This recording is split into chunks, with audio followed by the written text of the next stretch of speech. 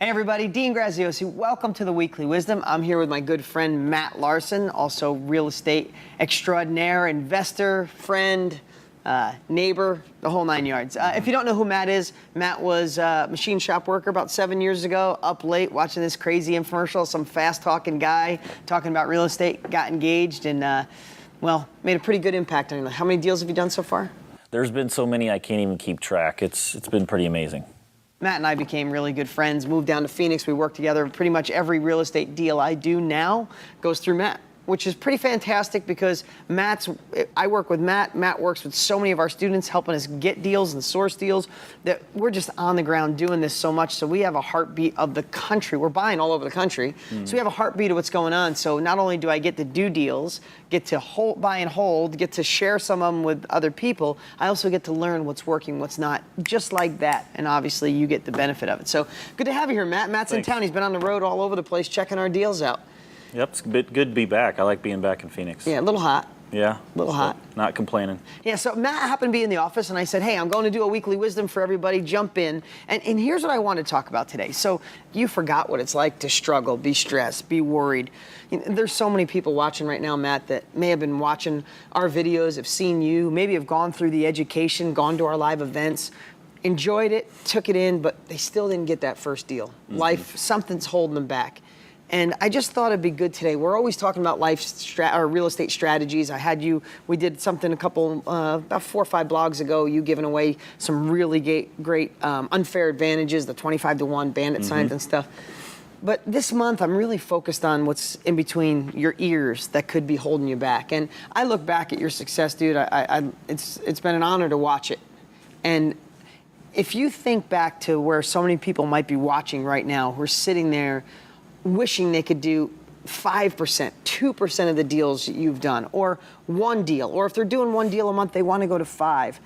What would you say if you took everything away, just if you really boiled it down to you shared with me you're a machine shop worker who was stressed to death, you were listening to anti-anxiety audios to try to get, because you were working 7 days a week, 70 hours, you didn't think you could ever change your life, you pictured yourself at one point just working that machine shop forever. How did you go from that guy to this guy? You know, if you think back on a couple of the real solid things, what would you think? What could you share with everybody that could help you? I'd say, you know, probably the two most important things, you know, I disconnected from the negative people in my life, and I also disconnected from the negative media. It's like you have to, you know, if you're surrounding yourself constantly with negative people, that's gonna drag you down. You're kind of there's an old saying that you're kind of the average of the 5 people you hang out with most. So I realized that I wanted to do something that was above average, out of ordinary, and I realized that I had to, you know, have ordinary thoughts. Yeah. So, and you know, the media will suck you in too. I mean, if you don't disconnect from the media, I mean, remember in 2008 and 9, the world was coming to an end. You can't listen to that every day and have a positive attitude. You know, you said something. I think we were on stage someplace, and you said it, and I'm like, I am so going to steal that, right? Because what I always talked about in 2008, 9, you know, 2006, when the market crashed and it was the end of the world, right? And then we hit bottom. The world was totally ending. The media was like, stay away from real estate, stay away from everything. We're doomed. It's gloom. It's never going to rebound. World's over. Then as it shifts, and the media gets excited about real estate, they say, oh, it's going so fast, the average person can't get in, right? So you might have went from, I shouldn't get in because it's horrible, to too late, I can't get in now because everybody else is. Do you?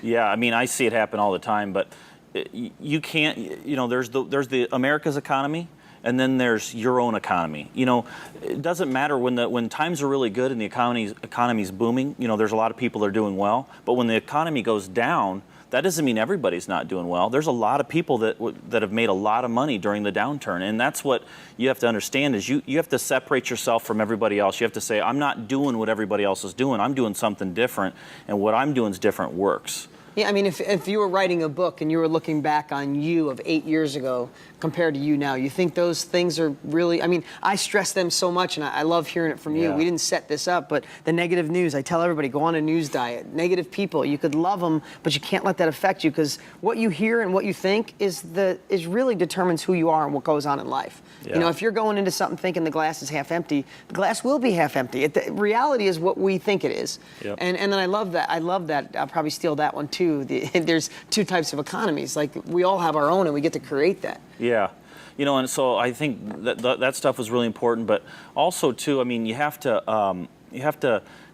I had so much anxiety Right. when I first got started, because I thought, well, I'm so far in debt, or I don't have any knowledge about real estate. I thought I was so far in the negative that there's too much. I can't get started. You can't overcome this. I can't catch up. It's too late. That's how, and I think a lot of people think that. So, but the facts are, you got to take one little step at a time, and one little success builds on another, and you can actually build a lot of momentum. You can go from negative to back to good fairly quickly if you just take that step every day. But you know, I think a lot of people think, like I did, is I'm just too far gone. I can't do it. Yeah. You know, jumping back to the negative people. You know, I don't know if you remember, but I told you when I first signed up for your coaching program, and this has been 8 years ago, a lot of money. You know, the first thing I did was I jumped online and I started doing search, because it was so much money. I wanted to do my research. So, you know, I don't know what I'm doing, so I just do my research, and I Googled something, and one person said something negative, like it's a scam or whatever it is, and that was enough to scare me. Man, can you imagine if, you know, I made that decision to move forward and do it? Can you imagine if, you know, 8 years later, had I not made that decision, and I chose to listen to the negative media, because the internet's media too.